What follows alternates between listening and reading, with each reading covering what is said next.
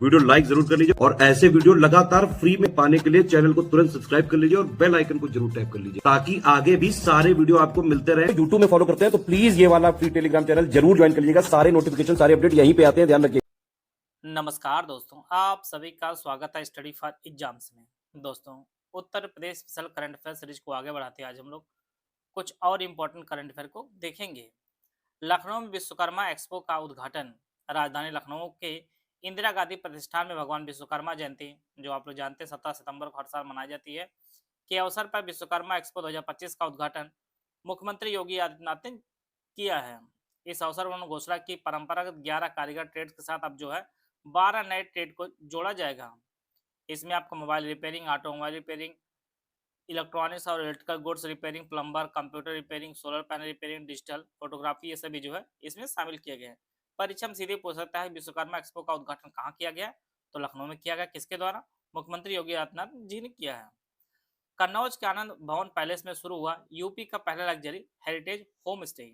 उत्तर प्रदेश पर्यटन विभाग ने इत्र नगरी, आप जानते हैं कन्नौज कहा जाता है, कि तिरवा स्थित ऐतिहासिक आनंद भवन पैलेस को जो राज्य के पहले लग्जरी हेरिटेज होम स्टे के रूप में जो है लॉन्च किया है। यह अनोखी पहल इंडियन होटल्स कंपनी लिमिटेड के अमा स्टेज एंड ट्रेवल ब्रांड के सहयोग से जो शुरू की गई है। वर्ष 1929 में निर्मित 5 एकड़ में फैला हुआ यह आनंद भवन पैलेस जमींदारी युग की यादें जो है ताज़ा करता है और दिग्विजय नारायण सिंह के स्वामित्व वाला यह है। उत्तर प्रदेश के पर्यटन संस्कृति मंत्री जयवीर सिंह ने कहा कि प्रदेश सरकार हेरिटेज आधारित पर्यटन को बढ़ावा देने के लिए लगातार प्रयासरत है। तो पूछा जाता है कि आनंद भवन पैलेस कहाँ पर स्थित है? तो ये कन्नौज में स्थित है, जहाँ से जो है यूपी का पहला लग्जरी हेरिटेज होम स्टे जो है शुरू किया गया है। नोएडा में देश की पहली टेम्पर्ड ग्लास मैन्युफैक्चरिंग यूनिट हुई स्थापित। नोएडा के सेक्टर 68 में आतिम इंफ्राकॉम लिमिटेड के टेम्पर्ड ग्लास निर्माण संयंत्र का उद्घाटन केंद्रीय इलेक्ट्रॉनिक सूचना प्रौद्योगिकी मंत्री अश्विनी वैष्णव ने किया है और यह भारत का पहला संयंत्र जहां अब मोबाइल फोन में इस्तेमाल होने वाला टेम्पर्ड ग्लास देश में ही निर्मित किया जाएगा। मेक इन इंडिया के तहत इसकी शुरुआत की गई है। तो नोएडा में देश की पहली टेम्पर्ड ग्लास मैन्युफैक्चरिंग की जो है यूनिट शुरू हो गई है। उत्तर प्रदेश में स्थापित होगा राज्य सहकारी महाविद्यालय। प्रदेश सरकार सहकारिता के क्षेत्र में अध्ययन, अध्यापन और शोध को प्रोत्साहित करने के लिए जो है राज्य सहकारी महाविद्यालय की स्थापना जो है करने जा रही है। इसके लिए योगी आदित्यनाथ ने केंद्रीय सहकारिता राज्य मंत्री मुरलीधर मोहोल की उपस्थिति में सहकारिता विभाग की समीक्षा में जो है अधिकारियों से महाविद्यालय का स्थापना के निर्देश दिए हैं। और बैठक में सहकारी बैंकिंग सुधारों की समीक्षा करते हुए बताया गया कि वर्ष 2017 से 18 और 24 से 25 तक जो है प्रदेश सरकार द्वारा 16 बंद जिला सहकारी बैंकों को जो है 306.92 करोड़ रुपए की सहायता जो है इसे पुनर्जीवित किया जाएगा। सुशीला कार्की नेपाल की अंतरिम प्रधानमंत्री बनी। नेपाल की पहली महिला मुख्य न्यायाधीश रही सुशीला कार्की जो है अब नेपाल की पहली अंतरिम महिला प्रधानमंत्री बन गई हैं। सुशीला कार्की को राष्ट्रपति रामचंद्र पौडेल ने पद और गोपनीयता की शपथ दिलाई है। सुशीला कार्की जो है ये केपी शर्मा ओली की जगह लेंगी और वर्ष 1975 में उन्होंने बीएचयू, इसीलिए यूपी संबंधित है, बनारस हिंदू विश्वविद्यालय बीएचयू से जो है राजनीति विज्ञान में स्नातकोत्तर डिग्री हासिल की थी और वर्ष 1978 में त्रिभुवन विश्वविद्यालय से कानून की पढ़ाई की थी। तो यही कारण जो है यूपी स्पेशल में लिया गया है, जो नेपाल की जो है पहली मुख्य न्यायाधीश भी रही हैं और अंतरिम प्रधानमंत्री भी बनाई गई हैं। निर्यात प्रोत्साहन नीति 2025-30। उत्तर प्रदेश मंत्रिमंडल ने निर्यात प्रोत्साहन नीति 2025 से 30 की स्वीकृति दे दी है।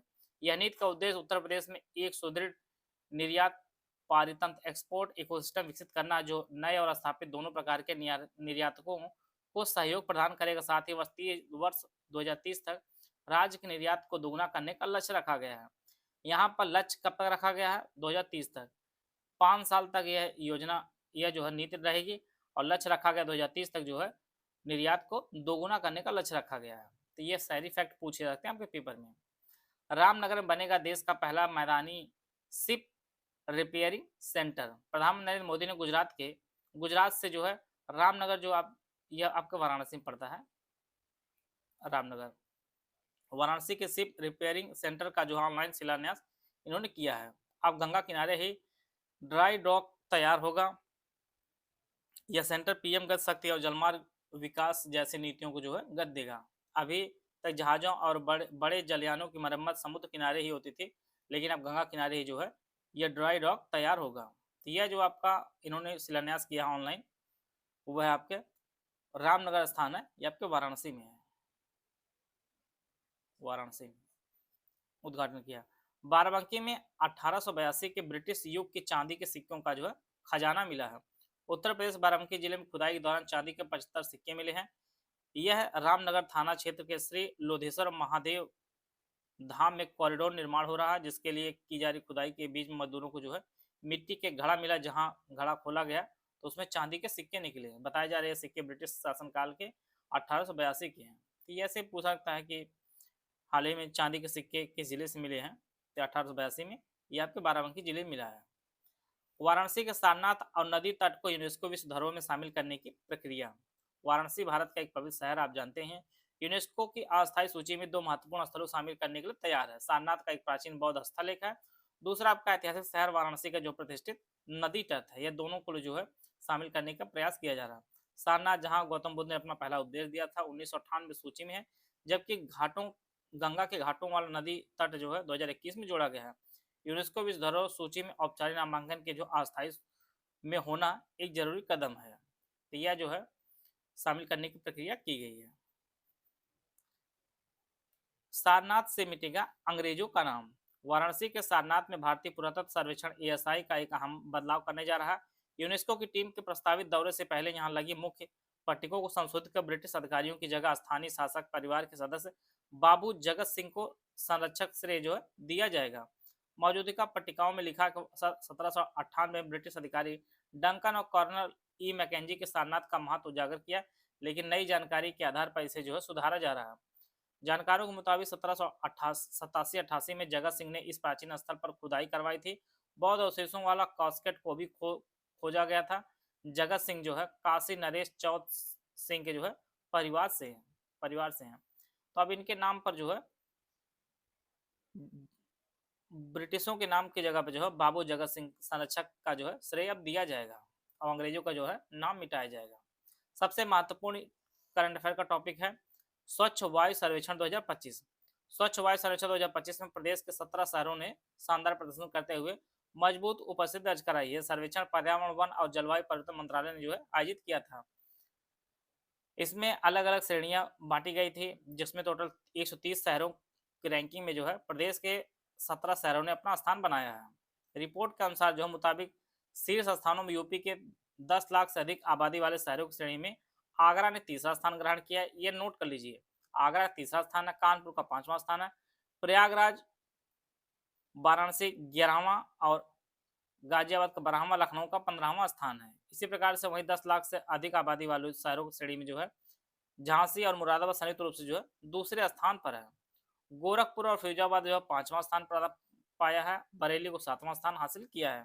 इसी प्रकार से 3 लाख से कम आबादी वाले शहरों की श्रेणी में जो है अनपरा 5वां स्थान, रायबरेली 7वां स्थान, गजरावला 23वां स्थान और खुर्जा को 26वां स्थान मिला है। तो ये सभी श्रेणियां हैं, इनको आप लोग नोट कर लीजिए किस श्रेणी में किस शहर को कौन सा जो है स्थान मिला है। इस शानदार उपलब्धि के लिए आगरा, झांसी और मुरादाबाद को भारत सरकार के पर्यावरण मंत्री की ओर से जो है सम्मानित किया गया और प्रत्येक शहर को जो है 25 लाख रुपए की नगद पुरस्कार राशि प्रदान की गई है। यह डेटा आपके लिए बेहद इंपॉर्टेंट है कि कौन सा शहर किस श्रेणी में कौन सा स्थान पाया है, उसको आप लोग नोट कर लीजिए। सभी शिक्षकों को मिलेगा कैशलेस इलाज।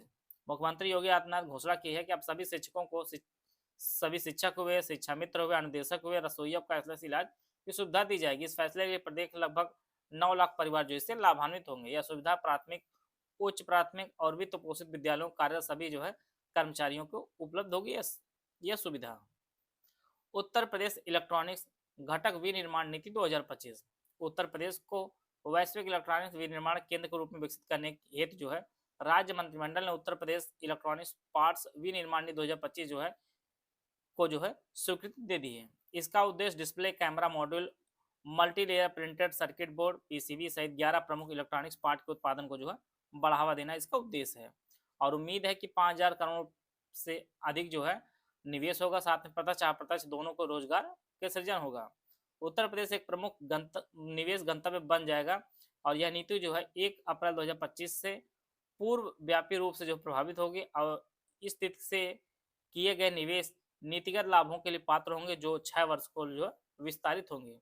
यह टाइम पीरियड देख लीजिए कब से लागू हो रही थी आपके 1 अप्रैल 2025 से और 6 वर्षों तक जो है विस्तारित होगी और टोटल जो है 11 प्रमुख इलेक्ट्रॉनिक्स पार्ट के उत्पादन को यह बढ़ावा देगा। यूपीपीसीएस में 2025 पेड ग्रुप हमारा शुरू किया जा रहा है। दोनों भाषाओं में यह पेड ग्रुप हमारा है।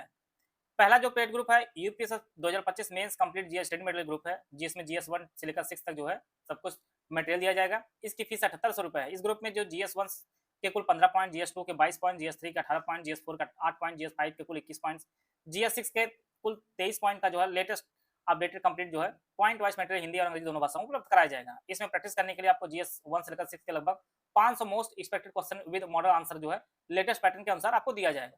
No answer writing feedback, answer writing का फीडबैक नहीं दिया जाएगा। जीएस 1 से लेकर 6 से संबंधित जितने भी current affair, UP budget, economy survey, current affair, government scheme, GS all completely updated जो है सब आपको प्रोवाइड किया है। दूसरा ग्रुप है UPSC 2025 mains general Hindi study material group. इसकी फीस 1500 रुपये। इसमें जो है यूपीपीएससी के ऑफिशियल सिलेबस के अनुसार complete general Hindi study material दिया जाएगा। 10 फुल एंड टेस्ट दिया जाएगा विद मॉडल आंसर दिया जाएगा। इसकी कंप्लीट आंसर राइटिंग जो है फुल चेकिंग और फीडबैक आपको दिया जाएगा। UPSC mains answer writing group के सभी ग्रुप की आंसर राइटिंग का जो complete point to point feedback, voice message, personal guidance मिलेगा, कंप्लीट आंसर राइटिंग फीडबैक मिलेगा, ए टू जेड सब कुछ आपको पूरा फोकस आंसर राइटिंग इंप्रूवमेंट पर जो है कार्य किया जाएगा इसमें। तीसरा जो ग्रुप है 90 days answer writing feedback without model answer GS 1 से लेकर 6 तक। इसकी फीस 5300 रुपये। इसमें ग्रुप में जो है daily 3 most expected question without model answer, एक दिन जीएस 1 2 3 रहेगा और अगले दिन आपका जो है 5 जीएस 5 6 4 5 6 रहेगा दिया जाएगा। चौथा जो group 9 days answer writing with model answer GS 1 से लेकर जीएस 6 तक। इसकी फीस 65 रुपये। इस ग्रुप में जो है daily 3 most expected question with model answer दिया जाएगा। इसमें जो है एक दिन जीएस 1 से 3 दिया जाएगा, अगले दिन आपका जीएस 4 5 6 दिए जाएंगे और उसमें उस क्वेश्चन का जो मॉडल आंसर भी प्रोवाइड किया जाएगा। पांचवा जो ग्रुप है निबंध का है। इसकी फीस 3500 रुपये। कुल 36 निबंध टॉपिक वाइज दिया जाएगा। आंसर राइटिंग की कंप्लीट जो है चेकिंग की जाएगा, complete point to point feedback दिया जाएगा, वॉइस मैसेज, पर्सनल गाइडेंस दिया जाएगा, पूरा फोकस निबंध राइटिंग इंप्रूवमेंट पर कराया जाएगा। निबंध के मॉडल आंसर भी आपको प्रोवाइड किए जाएंगे। इनमें से कोई बैच आप लाइन ज्वाइन करना चाहते हैं 3 दिए गए नंबर 8564880530 752377523864455969606608 ये 3 दिए गए नंबर। इस पे कॉल या व्हाट्सएप करके जो है आप जानकारी लेकर बैच से जुड़ सकते हैं और अपनी तैयारी को बेहतर कर सकते हैं। नवी नवीन एवं नवीकरणीय ऊर्जा के क्षेत्र में उत्तर प्रदेश देश का जो है अग्रणी राज्य है। अक्षय ऊर्जा के दिवस पर उत्तर प्रदेश के ऊर्जा मंत्री ए के शर्मा ने कहा कि नवीन एवं नवीकरणीय ऊर्जा के क्षेत्र में उत्तर प्रदेश अब जो है देश का अग्रणी राज्य बन गया है और इन्होंने बताया कि पीएम सौर योजना में जो उत्तर प्रदेश ने जुलाई 2025 तक जो है 27,771 रूफटॉप सोलर इंस्टॉलेशन के साथ जो है सभी राज्यों में प्रथम स्थान प्राप्त किया है। यह भी परीक्षा के लिए इम्पोर्टेंट है। उत्तर प्रदेश कौन सा स्थान है? पहला स्थान है और अब तक कुल जो है 1,96,337 स्थापनों के साथ जो उत्तर प्रदेश, गुजरात और महाराष्ट्र के बाद जो है तीसरे स्थान पर है। ऊर्जा मंत्री ने कहा कि हम जैव ऊर्जा परियोजनाओं में भी अग्रणी राज्य बन रहे हैं। 230 टन प्रतिदिन की उत्पादन क्षमता के साथ जो है हम संपीड़ित बायोगैस के उत्पादन में जो है देश में नंबर 1 हैं। तो संपीड़ित बायोगैस में जो है उत्तर प्रदेश पहले स्थान पर है। भारत स्काउट्स और गाइड्स की 19वीं राष्ट्रीय जम्बूरी। भारत स्काउट एवं गाइड की 19वीं राष्ट्रीय जम्बूरी लखनऊ में जो है 23 से 29 नवंबर तक आयोजित की गई है और इसका जो उद्घाटन है 24 नवंबर को उत्तर प्रदेश राज्यपाल श्रीमती आनंदीबेन ने इसका उद्घाटन किया है। और परीक्षा में सीधे पूछेगा कि भारत स्काउट व गाइड की 19वीं राष्ट्रीय जम्बूरी कहाँ आयोजित की गई थी। इसका जो आयोजन किया गया था वह लखनऊ में इसका आयोजन किया गया था। इसमें लगभग 23,000 सार्क के देशों 1,000 स्काउट गाइड जो है बालक बालिका इसमें भाग लिए थे और इसका उद्घाटन है राज्यपाल श्रीमती आनंदीबेन पटेल जी ने की थी। प्रयागराज के वैज्ञानिकों ने विकसित किया है एआई और आईओटी आधारित पानी की शुद्धता मापने वाला उपकरण। IIIT प्रयागराज और शॉर्ट के वैज्ञानिकों ने मिलकर एक ऐसी एआई और आईओटी मशीन बनाई है जिसमें जो सिर्फ एक बूंद पानी से कुछ ही सेकंड में बता देगी कि पानी पीने लायक है या नहीं। यह मशीन लाखों लोगों को साफ पानी मुहैया कराने और जल जनित बीमारियों को रोकने में मददगार जो है साबित होगी। तो यह जो है प्रयागराज के वैज्ञानिकों ने विकसित किया है एआई और आईओटी आधारित पानी की शुद्धता मापने वाला उपकरण। तो इस प्रकार जो है आज के हम लोग कुछ महत्वपूर्ण करंट अफेयर कवर कर लिए हैं। आशा है आप सभी को बहुत कुछ जानने को मिला होगा। मिलते नेक्स्ट वीडियो, तब तक जय हिंद, जय भारत।